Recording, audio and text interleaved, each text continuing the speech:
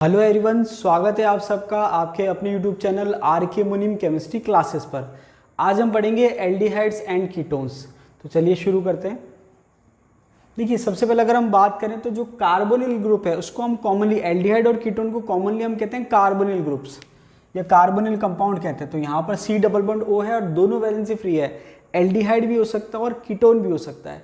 इसको हम कॉमनली कह रहे हैं कार्बोनिल। अगर एक वैलेंसी पे R है और एक वैलेंसी पे H है उसको हम एल्डिहाइड कहेंगे। अगर बाय चांस दोनों पे H है तो भी वो एल्डिहाइड की कैटेगरी में आएगा। एक R एक H या दोनों H होंगे तो भी एल्डिहाइड की कैटेगरी में आएगा। दोनों R हैं तो वो कीटोन कहलाएगा। दोनों R सेम है तो सिंपल कीटोन या सिमेट्रिक कीटोन, और दोनों R डिफरेंट है तो उसको मिक्स्ड कीटोन कहते हैं। हालांकि केवल कीटोन भी कहेंगे तो सफिशिएंट है, लेकिन इसको हमने डिफरेंशिएट कर रखा है सिंपल कीटोन या फिर हम कह सकते हैं मिक्स्ड कीटोन। अब अगर हम बात करें इसके कॉमन फॉर्मूला की तो CnH2nO।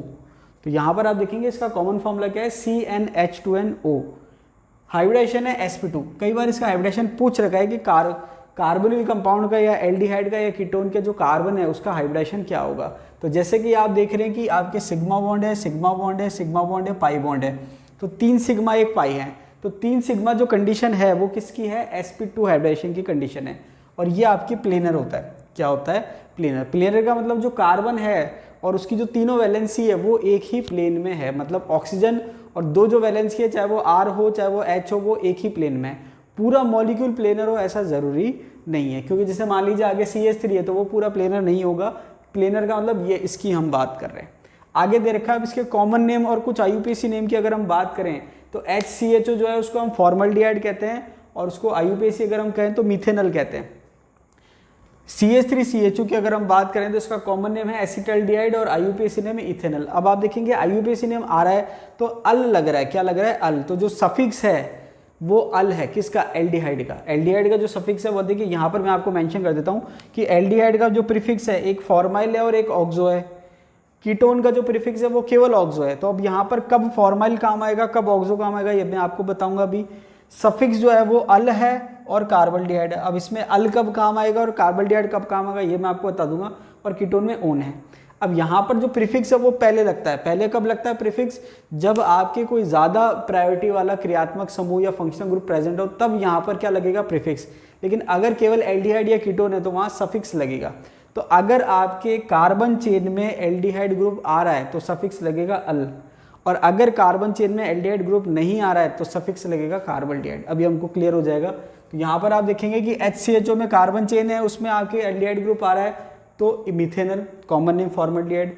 CH3CHO है, common name acetaldehyde, IUPAC name ethanal. 2 carbon है तो इथेनल हो जाएगा। अल है ये, ठीक है। एल्कोहल का ऑल होता है, एल्डिहाइड का अल है। उसके बाद बात करें CH3CHO की तो बेंजल्डिहाइड है, तो इसका नाम क्या हो जाएगा, बेंजल्डिहाइड। CH3COCH3 कॉमन नेम इसका एसीटोन है। कॉमन नेम इसका क्या है, एसीटोन। IUPAC की बात करें तो प्रोपिनोन। तो हमने देखा था सफिक्स जो है ओन है। क्या है, ओन। तो क्या नाम हो जाएगा, प्रोपिनोन। इसके बाद अगर हम बात करें C6H5COCH3 की तो इसका जो नेम है वो है एसिटोफिनोन। अब देखिए एरोमेटिक जब सिस्टम हो जाता है तो वहाँ पर IUPAC का बहुत ज़्यादा इंपॉर्टेंस नहीं आता, कॉमन नेम भी चल जाते हैं वहाँ पर। C6H5COC6H5 तो ये हो जाएगा बेंजोफिनोन। तो ये देखिए कॉमन नेम है, ये आपको पता होना चाहिए कि भाई बेंजोफिनोन किसको कहते हैं, एसिटोफिनोन किसको कहते हैं, ETC जो भी नाम है वो आपको सबको पता होने चाहिए। अब अगर हम बात करें IUPAC नॉमेनक्लेचर की तो ये मैंने अभी आपको बताया एल्डिहाइड कीटोन है। प्रीफिक्स जो है वो फॉर्मल्डिहाइड और ऑक्सो है। अब कब फॉर्मल्डिहाइड लगेगा कब ऑक्सो लगेगा मैं आपको बता देता हूँ अभी। और कीटोन का प्रीफिक्स ऑक्सो है। और सफिक्स की बात करें तो एल्डिहाइड का अल है और कार्बल्डिहाइड भी और ओन है। तो अल कब लगता है, जब आपके कार्बल्डिहाइड जो ग्रुप है या एल्डिहाइड जो ग्रुप है वो आपके चेन में काउंट हो रहा है। और जब एल्डिहाइड ग्रुप चेन में काउंट नहीं होगा तो आपके कार्बल्डिहाइड लगेगा। क्या लगेगा, कार्बल्डिहाइड। अब यहाँ पर फॉर्माइल और ऑक्सो का काम आएगा। जब एल्डिहाइड ग्रुप चेन में काउंट नहीं हो रहा है तब फॉर्माइल लगेगा, और जब एल्डिहाइड ग्रुप चेन में काउंट हो रहा है तब ऑक्सो लगेगा। ये क्योंकि IUPAC में डिफरेंस है तो वो इंपॉर्टेंट है, ठीक है। कुछ कुछ चीज़ें इंपॉर्टेंट होती है IUPAC में, सारी चीज़ें इंपॉर्टेंट नहीं है लेकिन कुछ चीज़ें इंपॉर्टेंट है, तो ये इंपॉर्टेंट है इसलिए मैंने यहाँ पर आपको मेंशन कर दिया है। अब अगर हम बात करें एग्जाम्पल की तो देखिए यहाँ पर जब आप कार्बन चेन लेंगे तो ये तीनों कार्बन जो है एक ही चेन में आ रहे हैं। तो यहाँ पर इसका मतलब क्या हुआ, CHO जो है कार्बन चेन में काउंट हो गया है। तो जब काउंट हो गया है तो आपके ऑक्सो लगेगा। क्या लगेगा, प्रीफिक्स ऑक्सो। क्यों लगेगा, क्योंकि एसिड की प्रायोरिटी ज़्यादा है तो सफिक्स तो एसिड का लगेगा। ये IUPAC का नियम होता है। तो अगर हम नंबरिंग करें तो यहाँ से नंबरिंग होगी 1 2 3, क्योंकि एसिड जो है वो उसकी प्रायोरिटी ज़्यादा है, तो प्रायोरिटी जिसकी ज़्यादा है नंबरिंग वहाँ से स्टार्ट होती है। तो COOH CH2 CHO। अब CHO जो है चेन में काउंट हो गया है, तो जब आप इसका प्रीफिक्स लगाएंगे तो क्या लगाएंगे, ऑक्सो। दूसरी इंपॉर्टेंट बात यह है कि जो उसका खुद का नंबर है वही नंबर से आपको शो करना है, मतलब क्योंकि ये चेन में काउंट हो रहा है तो ये नंबर आएगा इसका 3, ये आपको ध्यान रखना है। तो क्या हो गया 3 ऑक्सो, क्योंकि ये चेन में काउंट हो रहा है। प्रोपेन कितने कार्बन है टोटल, 3, प्रोपेन 1 ओइक एसिड, तो 3 ऑक्सो प्रोपेन 1 ओइक एसिड। तो ऑक्सो किसको बता रहा है, प्रीफिक्स को, 3 पे ऑक्सो है और प्रोपेनोइक एसिड है, इसका मतलब प्रोपेनोइक मतलब 3 कार्बन है और प्रीफिक्स भी 3 पे आ रहा है, इसका मतलब एल्डिहाइड ग्रुप है, कीटोन ग्रुप नहीं हो सकता। अब दूसरे एग्जाम्पल की अगर हम बात करें तो दूसरे एग्जाम्पल में आपके प्रायोरिटी वाला ग्रुप ये है। अब आप CHO को चेन में नहीं ले सकते क्योंकि लॉन्गेस्ट चेन नहीं बनेगी, तो आपको क्या करना है, जो सबसे ज़्यादा प्रायोरिटी वाला ग्रुप है पहले उसको लेना है, उसके बाद लॉन्गेस्ट चेन आपको सिलेक्ट करनी है। तो लॉन्गेस्ट चेन सिलेक्ट करने के बाद आपने क्या करा, प्रायोरिटी वाला ग्रुप ले लिया, ये ले लिया आपने। नंबरिंग अगर आप करोगे तो नंबरिंग क्या हो जाएगी, 1 2 3 4 और ये 5 तक आपने नंबरिंग कर ली। तो यहाँ पर जो CHO ग्रुप है वो कौन सी पोजीशन पर है, सेकंड पोजीशन पर, और ये चेन में काउंट नहीं हो रहा है। तो अब इसका जो प्रीफिक्स है वो क्या लगेगा, फॉर्माइल। अब क्योंकि ये चेन में काउंट नहीं हो रहा तो आपको कौन सी पोजीशन पे दिखा रहा है, ये 2 पोजीशन पे दिखा रहा है। तो ये डिफरेंस है कि यहाँ पर ये चेन में काउंट हो गया था और इसकी खुद की पोजीशन से आपने नंबरिंग दिया है, ये चेन में काउंट नहीं हुआ, तो ये जिस कार्बन से जुड़ रहा है, जिस नंबर के कार्बन से, वो नंबर आपको शो करना है। तो आपने क्या लिखा, 2 फॉर्माइल, कितने कार्बन है, 5, पेंटेन 1 ओइक एसिड।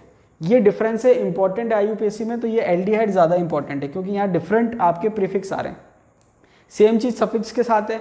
सफिक्स के साथ मैंने क्या कहा कि अगर चेन में काउंट हो गया तो अल लगेगा, जैसे हमने कहा मीथेनल, इथेनल, ETC। अगर यहाँ पर ये मैं एग्जांपल ले रहा हूँ, ये आपके साइक्लोहेक्सेन रिंग हो गई और ये आपके CHO ग्रुप हो गया। अब ये जो रिंग है उसमें CHO ग्रुप नहीं है, रिंग के अंदर, रिंग के बाहर है, तो ये आपकी क्या है, साइक्लोहेक्सेन कार्बल्डिहाइड, इसका नाम क्या है, साइक्लोहेक्सेन कार्बल्डिहाइड। अब क्योंकि ये चेन में काउंट नहीं हो रहा तो सफिक्स आपको वो लगाना है, जब चेन में काउंट नहीं होगा तो उसका अलग सफिक्स है, चेन में काउंट हो गया तो अल, और चेन में काउंट नहीं हुआ तो कार्बल्डिहाइड। तो ये हो गया साइक्लोहेक्सेन कार्बल्डिहाइड, क्या हो गया, साइक्लोहेक्सेन कार्बल्डिहाइड। ठीक है, तो ये आपके हो गया। अब ये आपको ध्यान रखना, IUPAC में आपके काम आएगा, अगर बाई चांस RPSC पूछती है तो आपको ध्यान रखना है प्रीफिक्स सफिक्स दोनों में डिफरेंस है। होता है क्या, हमको सबको अल याद होता है लेकिन कार्बल्डिहाइड याद नहीं होता, ये आपको ध्यान रखना। और कुछ कॉमन नेम भी आपको ध्यान रखना है, क्योंकि कई बार क्या होता है वो रिएक्शन कॉमन नेम से पूछ लेता है, तो आपको अगर नेम क्लिक नहीं हुआ कि कंपाउंड क्या है तो फिर वहाँ पर आप रिएक्शन नहीं कर पाएंगे। चलिए आगे अगर हम बात करें, CH2 double bond CH CHO, तो ये आपके इसमें एल्डिहाइड ग्रुप है और साथ में डबल बॉन्ड भी है। तो अगर इसका आप IUPAC लिखोगे तो क्या हो जाएगा, प्रोप 2 इन 1 अल। इसको इनल भी एक साथ भी लिख सकते हैं, 2 इनल भी लिख सकते हैं, लेकिन और अगर इसको बेटर करें, अगर 100% एक्यूरेट की बात करें तो प्रोप 2 इन 1 अल। इसका मतलब कितने कार्बन है, 1 2 3 कार्बन है, तो 3 कार्बन के लिए प्रोप आ गया। और एल्कीन कौन सी पोजीशन पे है, सेकंड पोजीशन पे है, तो 2 आ गया, 2 इन आ गया, और एल्डिहाइड किस पे, 1 पे, तो क्या हो जाएगा 1 अल। तो ये आपके हो गया 1 2 और 3, तो 2 पे एल्कीन हो गया और 1 पे एल्डिहाइड हो गया, तो प्रोप 2 इन 1 अल। ये तो इसका IUPAC नाम हो गया। कॉमन नेम की बात करें तो एक्रोलिन इसका कॉमन नेम है। एक्रोलिन क्या है, कॉमन नेम है। कई आप देखेंगे जब पॉलीमर वाला चैप्टर पढ़ेंगे तो जैसे पॉली एक्रोलिन अगर आप पढ़ेंगे तो एक्रोलिन की आपको स्ट्रक्चर पता होनी चाहिए। अगर हम बात करें CH3 CH double bond CH CHO, तो इसका IUPAC नाम की अगर हम बात करें ब्यूट 2 इन 1 अल। जहाँ तक मुझे ध्यान आ रहा है इसको शायद एक्रिल एल्डिहाइड भी कह देते हैं कई बार, एक्रोलिन तो कह ही रहे हैं, एक्रिल एल्डिहाइड कह देते हैं, कंफर्म नहीं, लेकिन जहाँ तक मुझे ध्यान आ रहा है ये कहते हैं इसको। CH3 CH double bond CH CHO, तो देखिए IUPAC नाम की अगर हम बात करें तो ये हो गया 1 2 3 4, तो ये हो गया ब्यूट 2 इन 1 अल, क्योंकि 4 कार्बन है तो ये हो गया ब्यूट 2 इन 1 अल।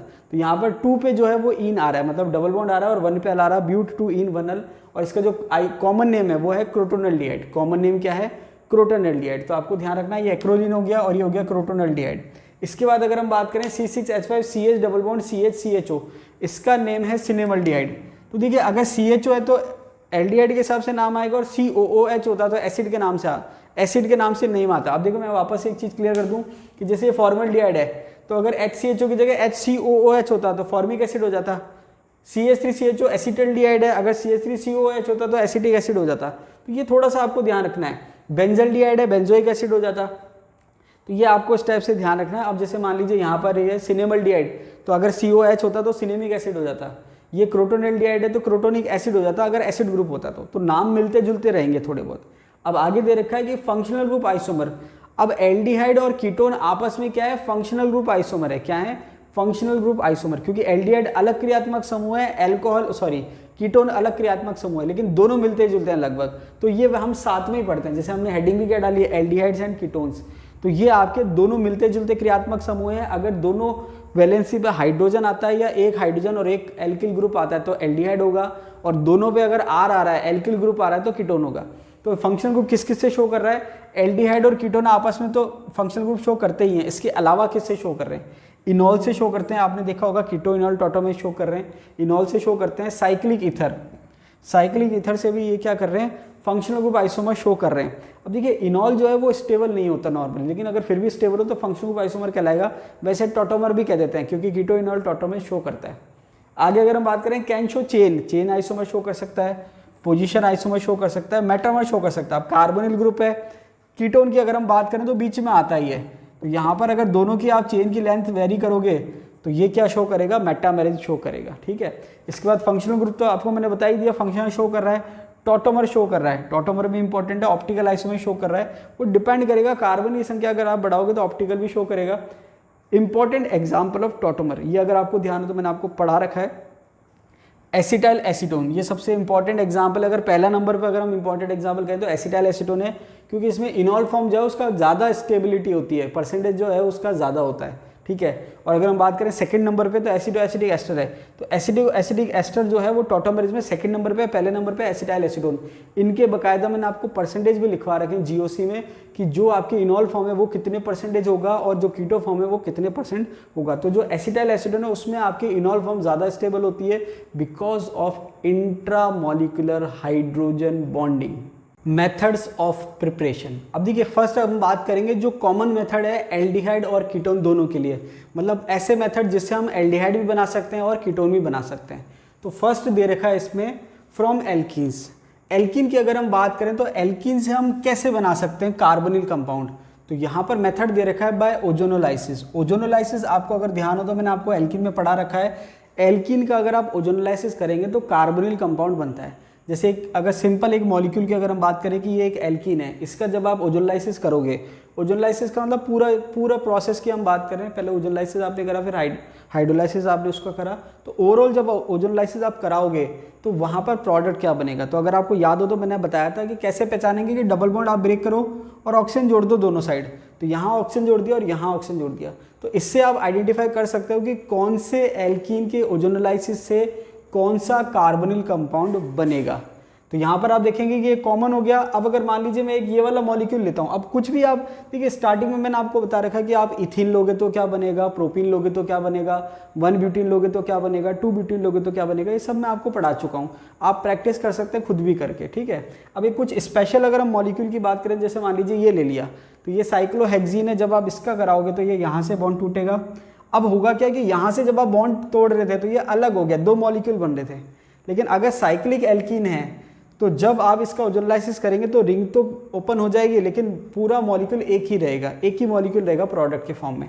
तो यहाँ पर जब आप इसको ब्रेक करेंगे तो ये आपके CHO यहाँ आ गया और CHO यहाँ आ गया। इसको आप कहते हैं 1,6 हेक्सेन डाइअल, क्या कह सकते हो, 1,6 हेक्सेन डाइअल। अब जैसे मान लीजिए ये मैंने ले रखा है, ठीक है, साइक्लोब्यूटेडाइन आप इसको कह सकते हो। ये यहाँ से आपने ब्रेक करा बॉन्ड और यहाँ से ब्रेक करा, तो एक कार्बोनिल यहाँ आ जाएगा, एक कार्बोनिल यहाँ आ जाएगा, यहाँ आ जाएगा और यहाँ आ जाएगा। तो CHO CHO CHO CHO, तो क्या हो गया, 2 CHO CHO बन गए, जिसको हम क्या कहते हैं, ग्लाइऑक्सल। तो यहाँ पर ये जो रिएक्शन है काफ़ी इंपॉर्टेंट है। मैंने आपको बताया था कि जब हम नेचुरल सिंथेसिस पढ़ते हैं वहाँ पर क्या होता है कि जो ओजोनोलाइसिस है वो मॉलिक्यूल में कितने डबल बॉन्ड है और कहाँ कहाँ डबल बॉन्ड प्रेजेंट है वो पता लगाने के काम आती है। कैसे आती है कि आपको पता चल जाएगा कि कितने कार्बोनिल बन रहे हैं। अब जैसे मान लीजिए जो प्रोडक्ट बन रहा है उससे आप आइडिया लगा सकते हो कि रिएक्टेंट क्या होगा। जैसे मान लीजिए ये है तो डबल बॉन्ड O और डबल बॉन्ड O को जब आप जोड़ोगे तो डबल बॉन्ड आ जाएगा, आपको आइडिया लग जाएगा प्रोडक्ट क्या होगा। और यहाँ पर भी आपके 2 मॉलिक्यूल है तो दोनों मॉलिक्यूल को जब आप जोड़ोगे तो 2 डबल बॉन्ड आपको मॉलिक्यूल में दिख जाएंगे। आगे दे रखा है फ्रॉम एल्काइंस। एल्काइन का अगर आप हाइड्रेशन करोगे तो देखिए एल्कीन का हाइड्रेशन करते हैं तो एल्कोहल बनता है, और एल्काइन का हाइड्रेशन करते हैं तो पहले तो आपके इनॉल बनता है, जो टॉटोमराइजेशन से किस में कन्वर्ट हो जाता है, कार्बोनिल कंपाउंड में।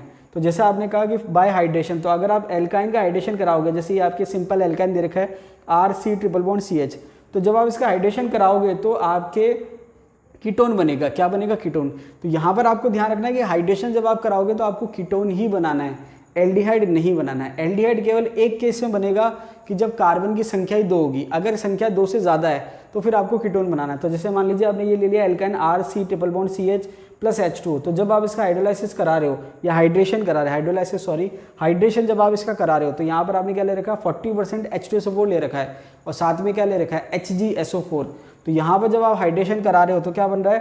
कीटोन। एक्चुअल में पहले कीटोन नहीं बन रहा है, पहले इनॉल बन रहा है। जैसे अगर मान लीजिए समझाने की अगर मैं बात करूँ तो ये बॉन्ड टूटा, यहाँ पर आ जाएगा OH और यहाँ आ जाएगा H। जैसे आप सिंपल वाटर जोड़ते हो वैसे आपने जोड़ दिया और फिर इसका टॉटोमराइजेशन होगा तो ये क्या कन्वर्ट हो जाएगा? कीटोन में कन्वर्ट हो जाएगा। किस में कन्वर्ट हो जाएगा? कीटोन में। ऐसे ही आपके अगर 2 ही कार्बन है तो वहाँ पर तो कीटोन का कोई चांस ही नहीं है, वहाँ एल्डिहाइड बनेगा। तो ये भी आपकी खुशरो रिएक्शन है, नेम रिएक्शन है, मैं आपको पढ़ा चुका हूँ। ठीक है, नेक्स्ट दे रखा है हाइड्रोबोरेशन ऑक्सीडेशन। तो सिंपल सा कंसेप्ट ये है कि जब आप एल्काइन का हाइड्रेशन करेंगे, हाइड्रेशन का मतलब वाटर मॉलिक्यूल ऐड करेंगे, तो वाटर मॉलिक्यूल ऐड करने के अलग अलग तरीके मैंने आपको बताए थे एल्कीन में। एल्कीन में एक तो था एसिड कैटालाइज से आप वाटर जोड़ सकते हो, उसके बाद हाइड्रोबोरेशन और ऑक्सीडेशन से जोड़ सकते हो, और एक मैंने बताया था ऑक्सीमर्क्यूरेशन डीमर्क्यूरेशन से जोड़ सकते हो। अलग अलग रिएक्शन के जो एस्पेक्ट थे वो अलग अलग थे, वो सारे मैं आपको डिटेल में बता चुका हूँ। तो हाइड्रोबोरेशन ऑक्सीडेशन में भी ओवरऑल क्या जुड़ता है? वाटर मॉलिक्यूल जुड़ता है। बस ध्यान क्या रखना है कि यहाँ पर जो फाइनली OH जुड़ता है वो आपके लेस हिंडर्ड पोजीशन पे जुड़ता है, या हम कहें एंटी मार्कोनिको प्रोडक्ट बनता है। तो यहाँ पर आप देखेंगे कि जैसे ये आपके एल्काइन है तो OH कहाँ जुड़ेगा? यहाँ पर जुड़ेगा। OH कहाँ जुड़ेगा? यहाँ पर। मतलब क्या बनेगा? एल्डिहाइड बनेगा। तो ये आपके एल्डिहाइड बन गया। और अगर आपके इंटरनल एल्काइन है, ये तो टर्मिनल था, तो टर्मिनल में तो आपके क्या बनेगा? टर्मिनल में आपके एल्डिहाइड बनेगा। लेकिन अगर इंटरनल एल्काइन है तो इंटरनल एल्काइन में आपके क्या बनेगा? कीटोन बनेगा। क्या बनेगा? कीटोन। तो ये आपकी कीटोन बन गया। ये आपको ध्यान रखना है। तो यहाँ पर सिंपल सा ये है कि जब आप हाइड्रेशन करा रहे हो एल्काइन का तो पहले इनॉल बनेगा और इनॉल टॉटोमराइजेशन से क्या बना लेगा? Carbonyl compound. ठीक है, तो यहाँ पर टर्मिनल में बन जाएगा एल्डिहाइड और यहाँ बन जाएगा कीटोन। ये आपको ध्यान रखना है। इसके बाद दे रखा फ्रॉम एल्कोहल। तो देखिए आप देखेंगे कि जितनी भी रिएक्शन है ऑर्गेनिक की खास बात ये है कि रिएक्शन रिपीट होती है। ये रिएक्शन भी आपने पढ़ रखी है एल्कीन में, ये रिएक्शन आपने पढ़ रखी है एल्काइन में, ये रिएक्शन पढ़ रखी है और ये भी पढ़ रखी है आपने। इसके बाद अगर हम बात करें फ्रॉम एल्कोहल, तो ये रिएक्शन हमने एल्कोहल में पढ़ रखी है। तो सारी रिएक्शन आप देखेंगे मिलती जुलती आपको लगेगी, लगभग सारी रिएक्शन आपने पढ़ रखी है। फ्रॉम एल्कोहल की बात करें, सबसे पहले रिएक्शन दे रखी है डिहाइड्रोजिनेशन। तो देखिए ये रिएक्शन मैंने आपको एल्कोहल में पढ़ाई है, डिहाइड्रोजिनेशन। डिहाइड्रोजिनेशन का मतलब क्या है कि आप हाइड्रोजन मॉलिक्यूल निकाल रहे हैं। क्या निकाल रहे हैं? Hydrogen molecule. और ये जो रिएक्शन है ये आपके 1 डिग्री 2 डिग्री और 3 डिग्री एल्कोहल को डिस्टिंग्विश करने के काम आती है, मतलब पहचानने के काम आती है कि जो एल्कोहल दे रखा है वो 1 डिग्री है या 2 डिग्री है या 3 डिग्री है। कैसे पहचानने में काम आती है देख लेते हैं। 1 डिग्री एल्कोहल की जब आप रिएक्शन कराएंगे तो वहाँ पर आप देखेंगे कि कॉपर की प्रेजेंस में आप 300 डिग्री सेंटीग्रेड पर इसको गर्म करेंगे तो ये एल्डिहाइड बना रहा है, साथ में हाइड्रोजन गैस निकल रही है। अगर 2 डिग्री एल्कोहल होगा तो क्या बनाएगा? कीटोन। तो आपने क्या देखा? 1 डिग्री बना रहा है एल्डिहाइड, 2 डिग्री बना रहा है कीटोन। 3 डिग्री की अगर हम बात करें, 3 डिग्री एल्कोहल गिव एल्कीन। ये मैं आपको बता चुका हूँ। This reaction is used to distinguish 1 degree 2 degree and 3 degree alcohol. तो यहाँ पर आप कैसे डिस्टिंग्विश कर सकते हो कि अगर 1 डिग्री एल्कोहल होगा तो एल्डिहाइड बनाएगा, 2 डिग्री एल्कोहल होगा तो कीटोन बनाएगा, और अगर 3 डिग्री एल्कोहल होगा तो एल्कीन बनाएगा। तो ये इंपॉर्टेंट रिएक्शन है, डिफरेंशिएट करने के काम आती है 1 डिग्री 2 डिग्री और 3 डिग्री एल्कोहल को। नेक्स्ट है ऑक्सीडेशन। अब देखिए ऑक्सीडेशन की अगर हम बात करें, 1 डिग्री एल्कोहल का जब आप ऑक्सीडेशन करते हैं तो एल्डिहाइड बनता है, और एल्डिहाइड जो है इजीली ऑक्सीडाइज्ड हो जाता है एसिड में। ये आपको ध्यान रखना है। तो 1 डिग्री एल्कोहल और 2 डिग्री एल्कोहल में ये डिफरेंस है कि 1 डिग्री एल्कोहल के ऑक्सीडेशन से एल्डिहाइड बनेगा जो कि आसानी से ऑक्सीडाइज हो जाता है और एसिड बना लेता है। ये डिफरेंस है। और 2 डिग्री एल्कोहल जो है वो कीटोन बनाता है, और कीटोन को आसानी से एसिड में कन्वर्ट करना इतना मुश्किल, मतलब इतना आसान नहीं है कीटोन को एसिड में कन्वर्ट करना। तो यहाँ पर आपको ध्यान रखना है कि 1 डिग्री एल्कोहल से एल्डिहाइड भी बन सकता है और एसिड भी बन सकता है, लेकिन 2 डिग्री एल्कोहल से मैक्सिमम केस में कीटोन ही बनेगा। अब अगर हम बात करें ऑक्सीडाइजिंग एजेंट की, टू प्रिपेयर कीटोन की, कीटोन आप किस किस से बना सकते हैं, मतलब 2 डिग्री एल्कोहल जो है उसको आप कौन कौन से रिएजेंट से ऑक्सीडाइज कर सकते हैं कि कीटोन बन जाए। तो ये आपको ध्यान रखना है। कौन कौन से दे रखे हैं? Potassium dichromate, KMnO4, NBS, PCC। NBS का मतलब है एन ब्रोमोसक्सिनामाइड। अगर आपको ध्यान हो तो मैंने आपको NBS पढ़ाया था। NBS कहाँ पढ़ाया था? जब आपको एलाइलिक पोजीशन पे ब्रोमिनेशन करना था। तो अगर आपसे कोई पूछे कि NBS का फंक्शन क्या है या NBS कहाँ कहाँ काम आता है, तो आप कह सकते हो कि NBS 2 जगह काम आता है या 2 फंक्शन है इसके। एक तो ब्रोमिनेशन का कि भाई ब्रोमीन प्रोवाइड कराता है, दूसरा ऑक्सीडेशन का एज अ ऑक्सीडाइजिंग एजेंट भी बिहेव करता है।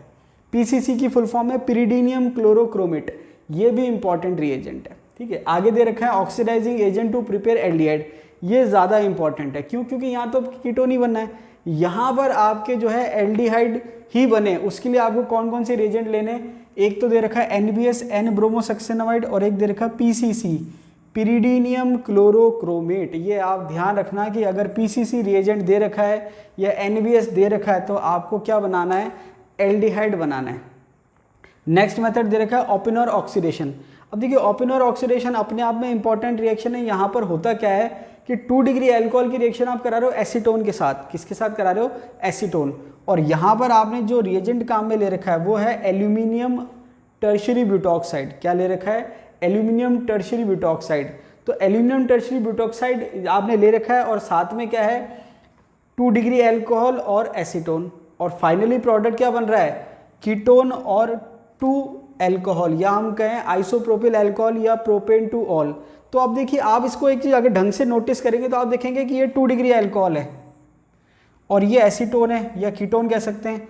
प्रोडक्ट जब आप देखेंगे तो ऐसा लगेगा कि एक दोनों एक्सचेंज हो गए। क्या हो गए, दोनों के दोनों एक्सचेंज हो गए। एक्सचेंज का मतलब क्या है कि ये तो बना लिया इसने कीटोन, ये रहा आपके, और इसने क्या बना लिया, एल्कोहल, ये रहा आपके। तो यहाँ पर आप इसको ऐसे समझ सकते हैं कि जो मेन आपने ले रखा है रिएक्टेंट, उसका ऑक्सीडेशन हो गया और क्या बना लिया इसने, कीटोन बना लिया, और जो आपने साथ में लिया था एसीटोन, उसका क्या बन गया, आइसोप्रोपिल एल्कोहल या प्रोपेनटोल बन गया। ऐसे अब देखिए यहाँ पर ये जो रिएक्शन है ये इंपॉर्टेंट, इसका एक एस्पेक्ट है। क्या एस्पेक्ट है कि ये डबल बॉन्ड को नहीं चेंज करती है, ये डबल बॉन्ड को छेड़ती नहीं है। तो वहाँ पर अगर मान लीजिए मॉलिक्यूल में डबल बॉन्ड भी प्रेजेंट है तो भी कोई प्रॉब्लम नहीं है, केवल जो एल्कोहल पार्ट है उसी से रिएक्शन होगी। तो जैसे मान लीजिए ये रिएक्टेंट है तो यहाँ पर ये जो एल्कोहल वाला पार्ट है उसी से रिएक्शन होगी, बाकी जो डबल बॉन्ड है उससे कोई फर्क नहीं पड़ेगा। तो आप देखेंगे कि जो एल्कोहल है किस में कन्वर्ट हो जाएगा, कीटोन में। और ये एसीटोन शो कर रखा है तो एसीटोन से फिर आपके आइसोप्रोपिल अल्कोहल बनेगा, वो नो डाउट बनेगा, वो साइड प्रोडक्ट है, शो नहीं कर रखा है, आप चाहो तो शो कर सकते हो, कोई प्रॉब्लम नहीं है। तो हमने क्या देखा, ओपेनर ऑक्सीडेशन में आपके 2 डिग्री अल्कोहल से क्या बन रहा है, कीटोन, साथ में आपने क्या लिया है, एसीटोन, और जो रिएजेंट है या जो आप कह सकते हैं कैटेलिस्ट का जो बिहेव कर रहा है वो है आपके एल्यूमिनियम टर्शियरी ब्यूटॉक्साइड। ये आपको ध्यान रखना है, ठीक है। अब ये तो हो गया ओपेनर ऑक्सीडेशन। नेक्स्ट अगर हम बात करें फ्रॉम 1 टू डाइऑल, अगर 1 टू डाइऑल है तो उससे आप कार्बोनिल कंपाउंड कैसे बना सकते हैं, बाय ऑक्सीडेशन। क्या है मेथड, बाय ऑक्सीडेशन, ठीक है। आगे दे रखा है ऑक्सीडेशन ऑफ 1 टू डाइऑल, जिसको आप ग्लाइकॉल्स भी कह सकते हो, विथ लेड टेट्रा एसीटेट। अब यहाँ पर जो रिएजेंट काम में लोगे वो क्या दे रखा है, लेड टेट्रा एसीटेट, ठीक है। एक तो ये दे रखा है लेड टेट्रा एसीटेट। अब देखिए लेड टेट्रा एसीटेट की खास बात क्या है, अगर आपको याद हो, जब मैंने आपको बताया था, जब मैं आपको केमिकल बॉन्डिंग पढ़ा रहा था, या आपको अगर याद हो मैं इनर्ट पेयर इफेक्ट पढ़ा रहा था, तो मैंने आपसे कहा था कि जो आपके लेड है वो आपके कार्बन फैमिली आता है, तो कार्बन फैमिली की वैलेंसी 4 होती है, लेकिन जब आप नीचे जाते हैं ग्रुप में तो इनर्ट पेयर इफेक्ट की वजह से लेड जो है, लेड की जो है +4 ज़्यादा स्टेबल नहीं होती, +2 स्टेबल होती है। तो +4 जो है वो किस में कन्वर्ट होने की टेंडेंसी रखता है, +2 में। तो इसका मतलब लेड +4 से +2 में जा रहा है, मतलब खुद रिड्यूस हो रहा है, सामने वाले को ऑक्सीडाइज करता है, तो as a oxidising agent behave करता है लेड +4। तो लेड एसिडेट दे रखा है, ठीक है, यहाँ पर +4 ऑक्सीडेशन स्टेट है, साथ में दे रखा है पर आयोडिक एसिड। अब यहाँ पर आयोडीन की ऑक्सीडेशन स्टेट +7 है, तो ये भी ऑक्सीडाइजिंग एजेंट का काम करता है। तो यहाँ पर ये +4 है, ऑक्सीडाइजिंग एजेंट की तरह बिहेव करेगा, ये +7 है, ऑक्सीडाइजिंग एजेंट की तरह बिहेव करेगा। आगे दे रखा है एफोर्ड एल्डिहाइड्स और कीटोन्स, तो ये एल्डिहाइड भी दे सकता है और कीटोन भी दे सकता है, डिपेंड करेगा कि रिएक्टेंट कैसा है। अब यहाँ पर आप देखेंगे तो यहाँ पर होता क्या है, ग्लाइकोसाइडिक बॉन्ड क्लीवेज या ग्लाइकोलिक बॉन्ड क्लीवेज कह सकते हो, ग्लाइकोसाइडिक नहीं, glycolic bond cleavage. Glycolic bond cleavage का सिंपल सा मतलब क्या है कि जिस कार्बन पे OH है, एक कार्बन पे OH ये रहा और एक कार्बन पे OH ये रहा, तो ये जो 2 कार्बन जुड़े हुए हैं उसको आपको ब्रेक करना है। तो बॉन्ड ब्रेक आप जब करेंगे तो ऐसे हो जाएगा, तो जब आप ये बॉन्ड ब्रेक करेंगे तो इसका ऑक्सीडेशन भी हो रहा साथ में, तो ये क्या बन जाएगा, एल्डिहाइड बन जाएगा, ये भी क्या बन जाएगा, एल्डिहाइड बन जाएगा। तो आपने क्या देखा, R1CHO R2CHO। इसके बाद जब आप यहाँ पर बॉन्ड क्लीवेज करेंगे तो ये भी कीटोन बनाएगा और ये भी कीटोन बनाएगा, तो ये हो गया R1CO R2 और ये हो गया R3CO R4। तो ये हो गया R1CO R2 + R3CO R4, ठीक है। तो यहाँ पर आपको क्या ध्यान रखना है कि जो HiO4 है या PbOCO CH3 का होल 4 है, तो ये आपके ऑक्सीडाइजिंग एजेंट है और ये जो ग्लाइकोलिक बॉन्ड है उसको ब्रेक करने का काम कर रहे हैं और कन्वर्ट कर रहे हैं किसमें, कार्बोनिल कंपाउंड में। अब यहाँ पर नोट डाल के मेंशन है ग्लूकोज की अगर आप रिएक्शन कराते हो HiO4 के साथ तो क्या बनता है, एक मॉलिक्यूल तो बनता है फॉर्मल्डिहाइड का और 5 मॉलिक्यूल बनते हैं फॉर्मिक एसिड के। ऐसा क्यों होता है? ऐसा इसलिए होता है कि यहाँ पर आप इसको ऐसे समझ सकते हैं कि जब आप रिएक्शन कराते हो, जैसे मैं शॉर्ट में बता देता हूँ कि जब आप ग्लूकोज की बात करते हो तो यहाँ पर ये इस टाइप से है, ठीक है। मैं हिंट दे रहा हूँ केवल, पूरा नहीं बता रहा। जैसे मान लीजिए पोजीशन की मैं बात नहीं कर रहा कि OH की पोजीशन क्या है, तो होता क्या है कि जब आप देखेंगे रिएक्शन करवाएंगे तो ये CH2OH है, ठीक है, और ये भी OH है, मान लीजिए ये चारों OH है। मतलब पोजीशन की मैं बात नहीं कर रहा कि स्टीरियो की मैं बात नहीं कर रहा। तो यहाँ पर मैंने क्या करा, बॉन्ड क्लीवेज करा, ये तो 1 डिग्री एल्कोहल जो है वो एल्डिहाइड में कन्वर्ट होगा। तो ये तो कन्वर्ट हो गया HCHO में। अब हुआ क्या, ये एल्डिहाइड में कन्वर्ट हो गया, ये भी एल्डिहाइड में कन्वर्ट हो गया। अब आपको क्या करना है कि अगर एल्कोहल का ग्लाइक बॉन्ड क्लीवेज होगा तो आपके एल्डिहाइड बनेगा, 1 डिग्री है तो, और 2 डिग्री है तो कीटोन बनेगा। और अगर 2 बार हो रहा है, मतलब एल्डिहाइड तो बना हुआ है, उसके बाद आप बॉन्ड क्लीवेज करोगे तो उसका एसिड बन जाएगा। तो आपने क्या देखा, ये एल्डिहाइड इसका एसिड बन गया और इसका क्या बन गया, एल्डिहाइड। फिर वापस से करा तो कहने का मतलब 2 बार रिएक्शन होगी, तो 2 बार रिएक्शन होने से क्या होगा, एल्डिहाइड बनेगा पहली बार में, दूसरी बार में एसिड बन जाएगा। बहुत ज़्यादा डिटेल में जाने की जरूरत नहीं, केवल मैंने आपको हिंट दिया। आपको ध्यान रखना है कि ग्लूकोज की रिएक्शन कराओगे तो एक फॉर्मल्डिहाइड बनेगा, 5 HCOOH बनेंगे। उसका रीज़न क्या है कि जब 1 डिग्री एल्कोहल का आप एक बार कराओगे तो एल्डिहाइड बनेगा, और अगर पहले से एल्डिहाइड प्रेजेंट है उसका फर्दर कराओगे तो एसिड बनेगा। तो आपने क्या देखा कि ये एल्डिहाइड है, इसका एसिड बन गया।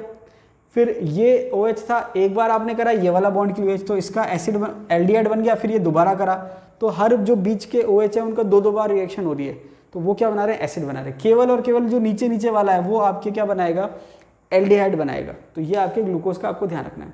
आगे दे रखा है by the hydrolysis of gem dihalides. अब हाइड्रोलाइसिस ऑफ जैम डाइहाइलाइड, अगर आप जैम डाइहाइलाइड का हाइड्रोलाइसिस करोगे, मतलब जैम डाइहाइलाइड का मतलब एक ही कार्बन पर 2 हैलोजन प्रेजेंट है, तो जब एक ही कार्बन पर 2 हैलोजन प्रेजेंट है उसका आप हाइड्रोलाइसिस करा रहे हो तो एक ही कार्बन पर 2 OH आ जाएंगे। और अगर आपको याद हो तो मैंने आपको बताया था एक कार्बन पर 2 OH स्टेबल नहीं होते, वाटर मॉलिक्यूल निकलेगा। अब देखिए वाटर मॉलिक्यूल कैसे निकलेगा, मैं आपको शो करके बता देता हूँ। ये OH और ये OH, ठीक है, तो ये मैंने कहा वाटर मॉलिक्यूल निकल गया, तो ये कार्बन डबल बॉन्ड O बना लेगा इस टाइप से।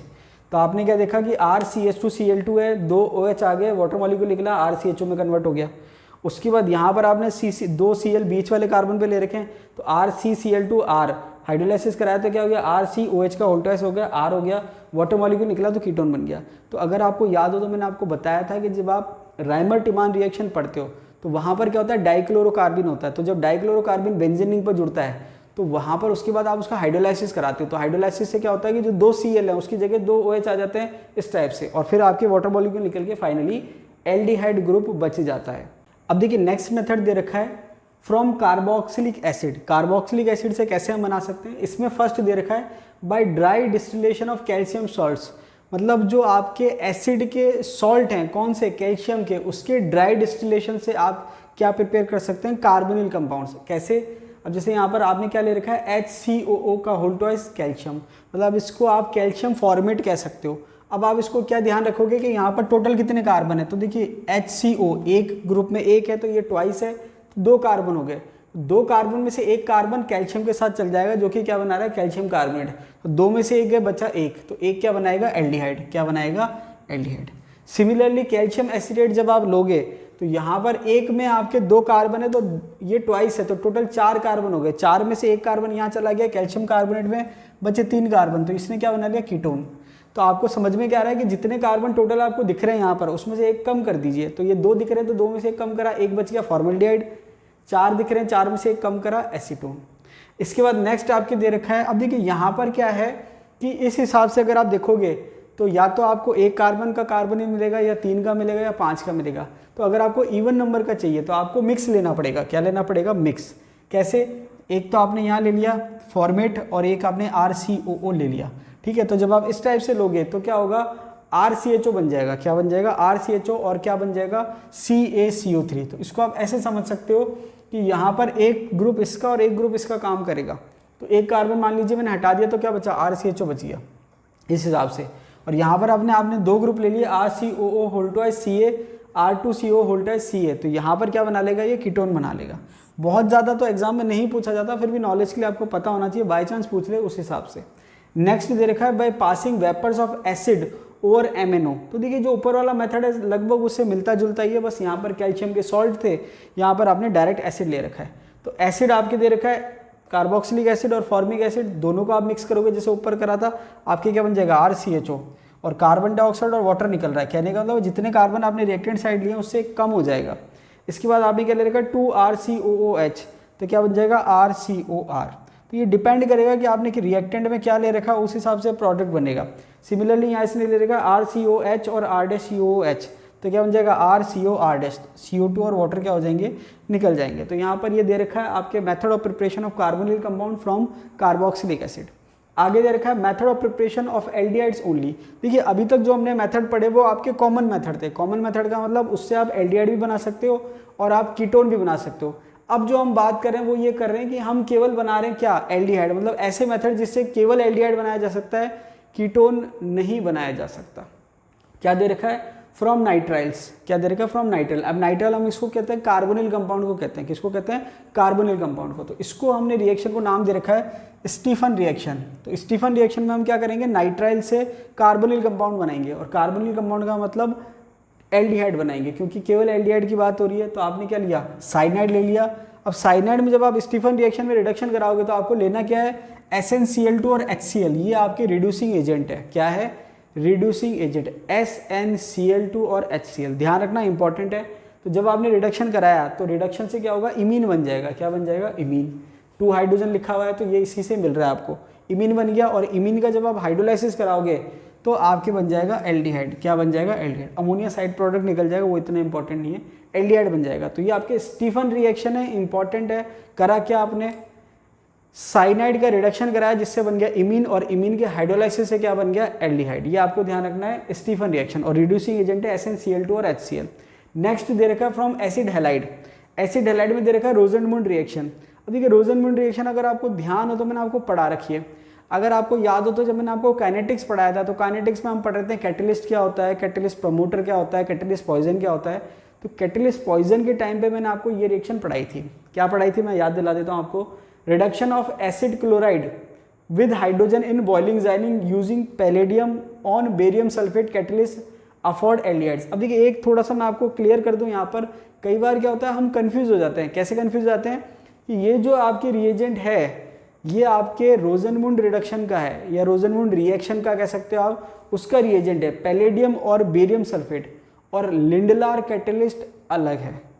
तो रोजनमुंड का कैटलिस्ट अलग है, लिंडलार का कैटलिस्ट अलग है, दोनों अलग अलग है। आपको ध्यान रखना है, दोनों इंपॉर्टेंट है, एग्जाम में पूछ रखे हैं, और पूरा ध्यान रखना है। केवल ऐसा नहीं कि आपने आधा याद कर लिया। अगर आप आधा याद करोगे तो क्या होगा कि वो डिटेल में ऑप्शन देगा, तो मिलते जुलते ऑप्शन देगा, तो क्या होता है कि याद नहीं है तो हम छोड़ देते हैं। लेकिन आधा याद है तो फिर हम क्या करते हैं, उसको करने का हमारा मन करता है और हम फिर गलत कर देते हैं। इसलिए याद करो तो पूरा करो, ढंग से करो, नहीं तो करो ही मत, ठीक है। चलिए रोजनमुंड रिएक्शन की अगर हम बात करें तो रोजनमुंड रिएक्शन में आप रिडक्शन करा रहे हो किसका, एसिड हैलाइड का। एसिड हैलाइड के साथ हाइड्रोजन है, और आपने जो कैटलिस्ट ले रखा है वो ले रखा है पैलेडियम बेरियम सल्फेट, और साथ में जो सॉल्वेंट का काम कर रहा है वो आपके बॉइलिंग जाइलिन है। अब देखिए यहाँ पर थोड़ा सा मैं आपको क्लियर कर दूं कि जो पुरानी बुक्स हैं वो क्या कहती हैं कि जो बेरियम सल्फेट है वो पॉइजन का काम करता है, लेकिन जो कुछ नई बुक्स हैं वो क्या कहती हैं कि भाई बेरियम सल्फेट पॉइजन का काम नहीं कर रहा, वो तो इसको सपोर्ट प्रोवाइड करा रहा है। एक्चुअल में पॉइजन का काम कौन कर रहा है, सल्फर और क्विनोलिन, ये पॉइजन का काम कर रहे हैं, ठीक है। तो आप अपने हिसाब से अकॉर्डिंग टू ऑप्शन देख लेना, वैसे इतना डिटेल में नहीं पूछेगा। आपको क्या ध्यान रखना, पैलेडियम जो है वो तो कैटलिस्ट हो गया, बेरियम सल्फेट उसके साथ हो गया, और मेनली जो पॉइजन का काम कर रहे हैं वो सल्फर और क्विनोलिन है। लेकिन फिर भी कई बार क्या होता है, पुरानी बुक्स के हिसाब से अगर क्वेश्चन बनता है तो वहाँ बेरियम सल्फेट को भी वो पॉइजन कह सकता है। तो आपको फ्लेक्सिबिलिटी रखनी है एग्जाम में क्वेश्चन क्या पूछा जाता है। अब होता क्या है कि कैटलिस्ट पॉइजन की जरूरत क्यों पड़ी, तो देखिए होता ये है कि अगर आप कैटलिस्ट नहीं लोगे तो रिएक्शन बहुत स्लो होगी, तो आपको कैटलिस्ट तो लेना पड़ेगा। कैटलिस्ट आप लोगे तो रिएक्शन इतनी फास्ट होगी कि भाई टाइम पे ब्रेक ही नहीं लग पा रहा, ब्रेक नहीं लग रहा तो वो आगे जा रही है। आगे जाने का मतलब क्या है कि इससे एल्डिहाइड बना, और एल्डिहाइड से फर्दर रिडक्शन होकर क्या बन जाएगा, अल्कोहल बन जाएगा।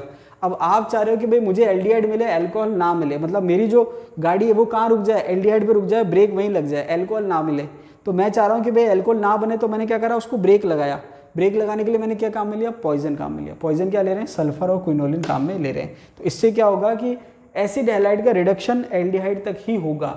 अगर आप पॉइजन काम में नहीं लोगे तो क्या बन जाएगा, अल्कोहल बन जाएगा। ठीक है, ये आपके रोजनमुंड रिएक्शन है, इंपॉर्टेंट है, आपको ध्यान रखना है। अब इसमें एक पॉइंट और दे रखा है कि इससे आप फॉर्मल्डिहाइड नहीं बना सकते। क्या नहीं बना सकते, फॉर्मल्डिहाइड। भाई फॉर्मल्डिहाइड क्या होता है, HCOH होता है। तो अगर आपको फॉर्मल्डिहाइड बनाना है तो यहाँ पर आपको HOCl लेना पड़ेगा, और HOCl जो है स्टेबल नहीं होता है, इसलिए आप इस मेथड से फॉर्मल्डिहाइड नहीं बना सकते। आगे दे रखा है methods of preparation of ketones only, मतलब यहाँ पर हम वो मेथड पढ़ेंगे जिससे हम केवल कीटोन बना सकते हैं।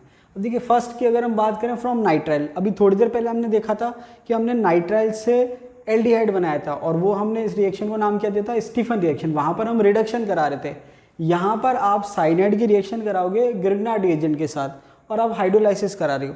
तो अगर आप रिडक्शन कराओगे फिर हाइड्रोलाइसिस कराओगे तो एल्डिहाइड मिलेगा, और ग्रिग्नार्ड रिएजेंट के साथ रिएक्शन कराओगे फिर हाइड्रोलाइसिस कराओगे तो कीटोन मिलेगा।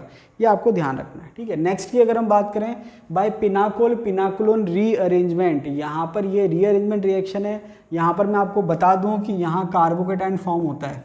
ये आपको अगर ध्यान हो तो मैंने जब GOC पढ़ाया था वहाँ पर मैंने आपको एक क्वेश्चन दिया था शीट में कि कौन सी जो है जहाँ पर कार्बोकेटाइन फॉर्म होता है, तो वहाँ पर एक रिएक्शन का नाम मैंने ये भी लिखवाया था, वेगनर मीरविन रिएक्शन भी लिखवाया था, और यहाँ पर ये रिएक्शन भी लिखवाया था पिनाकुल पिनाकुलोन रीअरेंजमेंट, कि इस रिएक्शन में आपके कार्बोकेटाइन फॉर्म होता है। अब देखिए क्योंकि स्पेशली मेंशन नहीं है तो हर रिएक्शन का मैकेनिज्म हम यहाँ नहीं पढ़ेंगे, जो स्पेशली आपके मेंशन है वहाँ पर मैं आपको मैकेनिज्म बता दूंगा। थोड़ा सा मैं आपको हिंट दे देता हूँ कि एसिडिक मीडियम में H+ है, तो H+ क्या करेगा, एक ऑक्सीजन पे अटैक करेगा, एक ऑक्सीजन पे अटैक करेगा तो ये OH2+ हो जाएगा, और जब ये OH2+ हो जाएगा तो ये आपके वाटर निकल जाएगा, और वाटर निकल जाएगा तो कार्बोकेटाइन आ जाएगा, और कार्बोकेटाइन आएगा तो यहाँ पर एक जो ग्रुप है वो इस पर माइग्रेट कर जाएगा, और जब माइग्रेट कर जाएगा तो यहाँ पर ये जो ऑक्सीजन है ये हाइड्रोजन निकाल देगा और डबल बॉन्ड O आ जाएगा।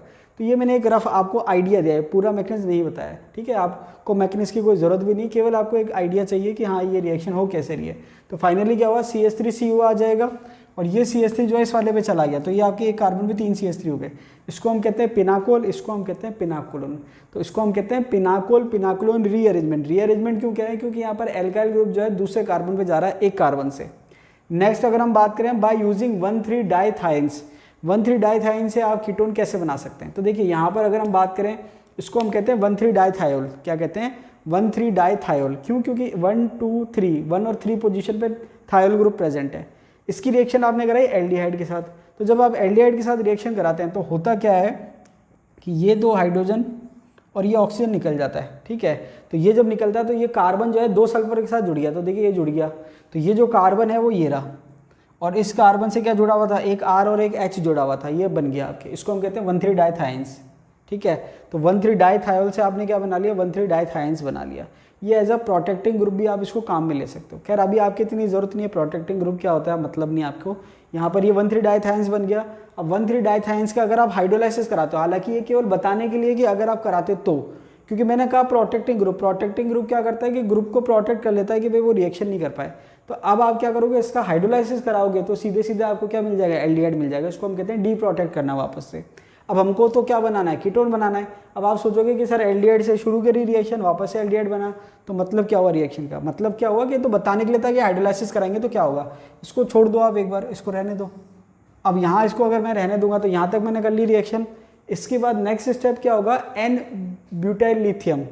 तो ये आपकी एक तरह से RLI है। RLI आप क्या कह सकते हो कि ये ऑर्गेनोमेटेलिक कंपाउंड है। क्या है, ऑर्गेनोमेटेलिक कंपाउंड। और ऑर्गेनोमेटेलिक कंपाउंड दोनों तरीके से बिहेव कर सकता है, बेस की तरह भी बिहेव कर सकता है और न्यूक्लियोफाइल की तरह भी बिहेव कर सकता है। तो ये जो BULI है, जिसको आप RLI भी कह सकते हो, THF है टेट्राहाइड्रोफ्यूरन। तो ये क्या करेगा, इस H को ले लेगा। क्या करेगा, इस H को ले लेगा, और H जब ये लेगा तो BU के साथ H जुड़ गया तो ब्यूटेन निकल जाएगा। क्या निकल जाएगा, ब्यूटेन। तो कहने का मतलब बेस की तरह काम कर रहा है। H+ ले लिया इसने, यहाँ पर आ गया नेगेटिव चार्ज, तो ये आपने शो कर दिया नेगेटिव चार्ज।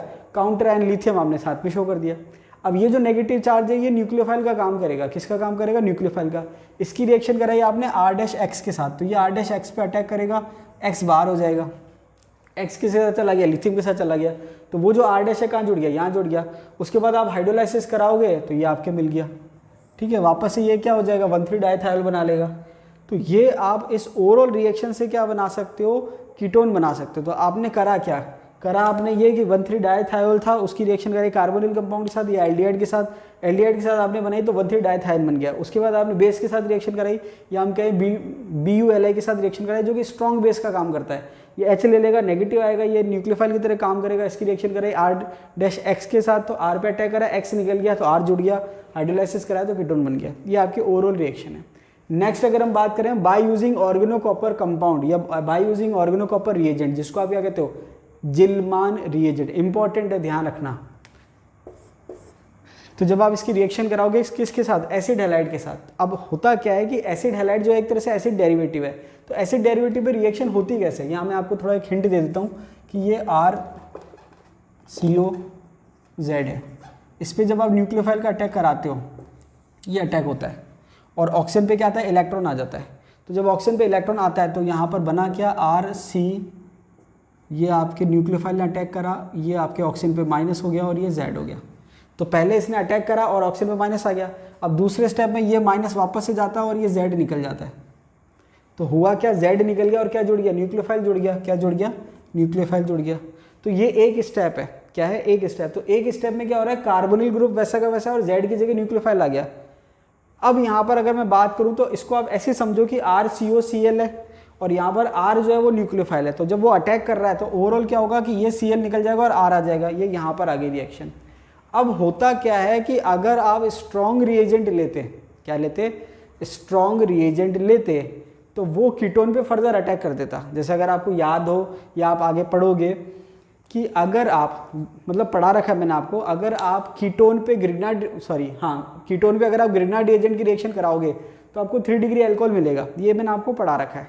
तो ग्रिग्नार्ड रिएजेंट जो है ज़्यादा रिएक्टिव है, ज़्यादा उसकी रिएक्टिविटी ज़्यादा है, इसलिए वो क्या करता है, कीटोन पे अटैक कर देता है। लेकिन जो आपके कॉपर वाला रिएजेंट है, ऑर्गेनोकॉपर कंपाउंड है, उसकी रिएक्टिविटी इतनी ज़्यादा नहीं है, तो वो एसिड हैलाइड पे तो अटैक करेगा लेकिन कीटोन पे अटैक नहीं करेगा। तो अगर आपसे कोई पूछे कि एसिड हैलाइड की रिएक्टिविटी ज़्यादा है या कीटोन की ज़्यादा है, तो आप क्या कहोगे, एसिड हैलाइड की रिएक्टिविटी ज़्यादा है। वापस से क्लियर कर देता हूँ, एसिड हैलाइड की रिएक्टिविटी इतनी तो है कि वो R2COLi की रिएक्टिविटी इतनी तो है कि वो एसिड हैलाइड से रिएक्शन कर सके, लेकिन इतनी रिएक्टिविटी नहीं है कि वो कीटोन से रिएक्शन कर सके। इसलिए रिएक्शन कहाँ रुक जाती है, कीटोन पे रुक जाती है। अगर आप ग्रिग्नार्ड रिएजेंट लेते तो वो फर्दर रिएक्शन करता कीटोन के साथ और क्या बना लेता, आपके अल्कोहल बना लेता। अब आप ये मत कहना कि सर यहाँ पर तो इसने कीटोन पे रिएक्शन रोक दी, कि सर यहाँ पर तो ऐसा हुआ ही नहीं कि ग्रिग्नार्ड रिएजेंट जो है कीटोन के आगे रिएक्शन करे। ध्यान ये रखना है कि जो भी रिएक्शन करवानी है या जो भी रिएक्शन होनी है वो हाइड्रोलाइसिस से पहले हो जाए। हाइड्रोलाइसिस के बाद जो है ग्रिग्नार्ड रिएजेंट रिएक्शन नहीं कर पाता। क्यों नहीं कर पाता, क्योंकि ग्रिग्नार्ड रिएजेंट क्या करता है, H+ भी ले सकता है। तो जैसे आप हाइड्रोलाइसिस कराओगे तो मान लीजिए अगर कुछ बचा हुआ ग्रिग्नार्ड रिएजेंट है तो वो पहले वाटर के H+ से रिएक्शन करेगा और जितना भी ग्रिग्नार्ड रिएजेंट है वो खराब हो जाएगा या बेकार हो जाएगा, उसके बाद हाइड्रोलाइसिस होगा।